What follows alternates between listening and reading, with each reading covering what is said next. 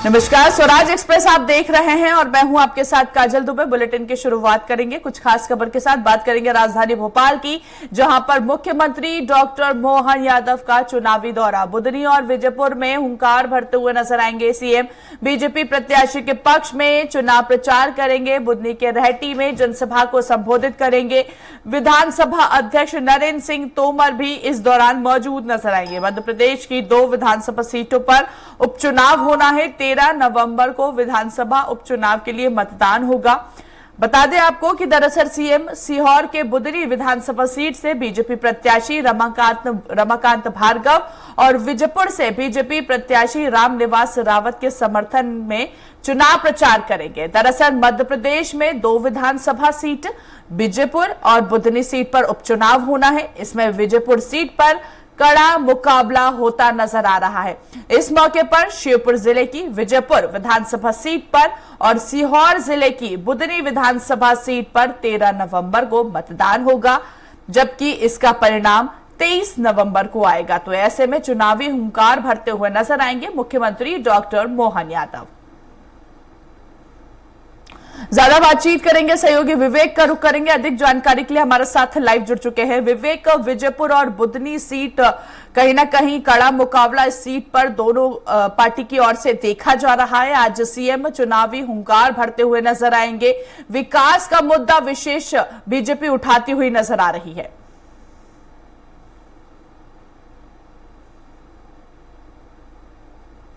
सीटों के चुनाव होना है। 13 नवंबर की बात करें तो मतदान होना है। इसके पहले दोनों राजनीतिक पार्टी की बात करें तो कांग्रेस और बीजेपी लगातार जमीनी स्तर पर जो प्रचार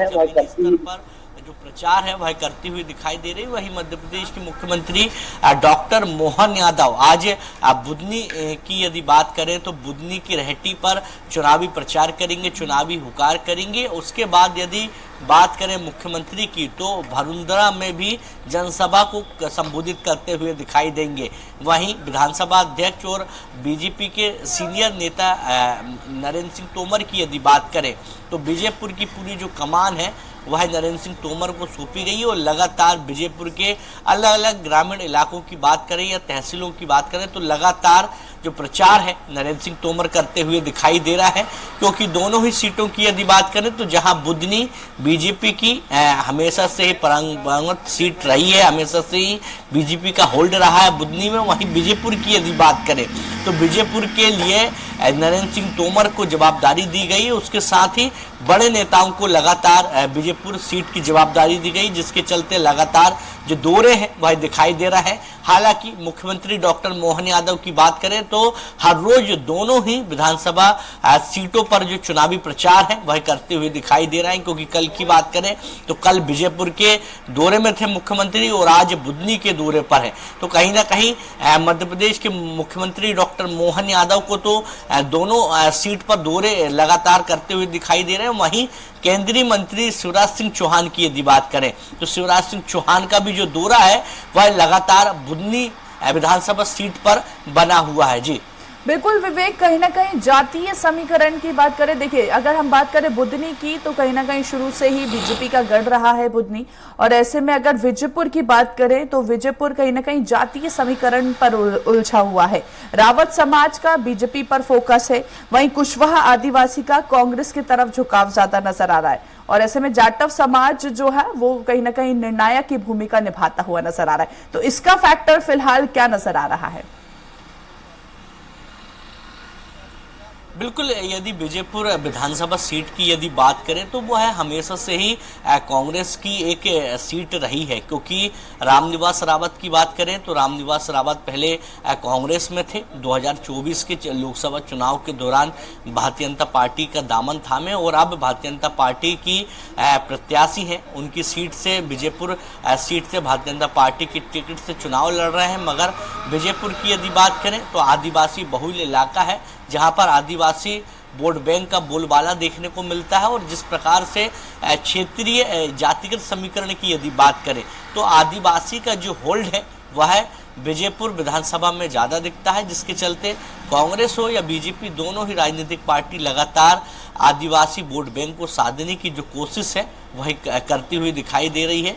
मगर सत्ता में बीजेपी सरकार और हमेशा से ही देखने को मिलता है कि जो भी सरकार सत्ता में रहती है उनके लिए जो बाय इलेक्शन रहता है वह ज़्यादा कठिन नहीं रहता है, क्योंकि सत्ता सरकार की यदि बात करें तो इसके पहले भी तमाम जो बड़ी जो सौगात है क्षेत्र को लेकर वह प्रदेश सरकार ने विजयपुर विधानसभा सीट को पहले ही दे चुकी है। लगातार मध्य प्रदेश के मुख्यमंत्री डॉक्टर मोहन यादव के दौरे देखने को मिल रहे थे, तो कहीं ना कहीं दोनों सीट की यदि बात करें तो बुधनी में जहां बीजेपी का गढ़ माना जाती है, वहीं बीजेपुर की यदि बात करें तो कहीं ना कहीं एक कांटे की जो टक्कर है विजयपुर में वह देखने को मिल रही है। हालांकि कांग्रेस भी पीछे नहीं है। कांग्रेस के स्टार प्रचारकों की यदि बात करें तो लगातार स्टार प्रचारकों के जो दौरे हैं और कांग्रेस प्रदेश अध्यक्ष के दौरे हैं वह लगातार जमीनी स्तर पर दिखाई दे रहा है। अब देखने वाली बात यह है कि दोनों ही उपचुनाव सीट की जो जनता है वो किस राजनीतिक पार्टी को कितना प्यार देती है, 23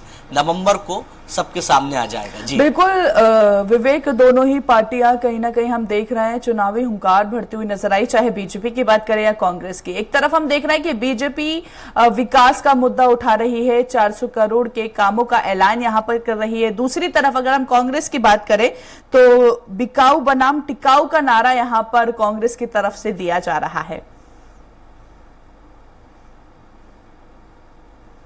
विवेक, क्योंकि विजयपुर में जिस प्रकार से स्थिति सामने देखने को मिली है उसको ध्यान में रखते हुए कांग्रेस ने जिस प्रकार से स्लोगन दिया है उस स्लोगन को लेकर कांग्रेस पार्टी आगे बढ़ती हुई दिखाई दे रही है। मगर बीजेपी सरकार की बात करें, बीजेपी पार्टी की बात करें तो हमेशा से ही विकास के मुद्दे को लेकर जो बीजेपी पार्टी है वह आगे बढ़ती है। क्योंकि मध्य प्रदेश की बात करें तो करीब 20 साल से ज़्यादा हो चुके हैं मध्य प्रदेश में बीजेपी की सरकार है, और इसी बीजेपी की सरकार की यदि बात करें तो 2023 के विधानसभा चुनाव में देखने को मिला था कि किस प्रकार से बीजेपी पार्टी ने कहीं ना कहीं लाडली बहनों को साधते हुए विकास के मुद्दों को आगे बढ़ाते हुए 2023 और 24 का जो चुनाव है वह प्रचंड बहुमत से जीता है।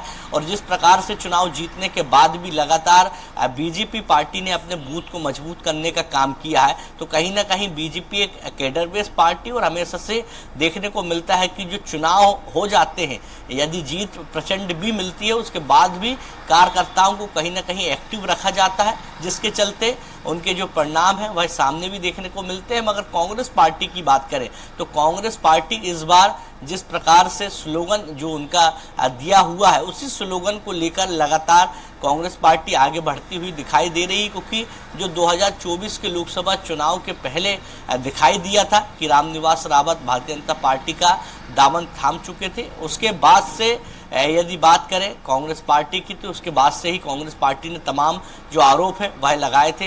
हालांकि बीजेपी पार्टी की बात करें तो बीजेपी पार्टी में शामिल होने के बाद बीजेपी सरकार ने उनको मंत्री पद भी दिया था, मध्य प्रदेश के वन मंत्री भी रहे, और अब बाई इलेक्शन है तो कहीं ना कहीं कांग्रेस पार्टी इस दल बदल के मुद्दे को भुनाने की जो कोशिश है वह विजयपुर विधानसभा सीट पर करती हुई दिखाई दे रही है। मगर बुधनी विधानसभा सीट की यदि बात करें तो बुधनी विधानसभा सीट कांग्रेस के लिए एक बड़ी टफ सीट है और हमेशा से ही एक टफ सीट रही है। मगर कांग्रेस के स्टार प्रचारक लगातार जमीनी स्तर पर आम लोगों से डोर टू डोर जाके जिस प्रकार से प्रचार करते हुए दिखाई दे रहा है, इससे साफ है कि कांग्रेस पार्टी हार नहीं मान रही और लगातार दोनों ही सीट पर प्रचार करती हुई दिखाई दे रही है। चलिए, बहुत बहुत शुक्रिया विवेक, आप हमारे साथ बने रहिए, आगे आपसे बातचीत करेंगे। तो देखिए, बुधनी और विजयपुर सीट पर दोनों ही पार्टी हुंकार भरती हुई नजर आ रही है और इसके साथ ही आज मुख्यमंत्री डॉक्टर मोहन यादव वहां पर पहुंचेंगे, नरेंद्र सिंह तोमर भी उनके साथ नजर आएंगे। इसके साथ ही बीजेपी प्रत्याशी के पक्ष में जनता से वोट की अपील करते हुए नजर आएंगे।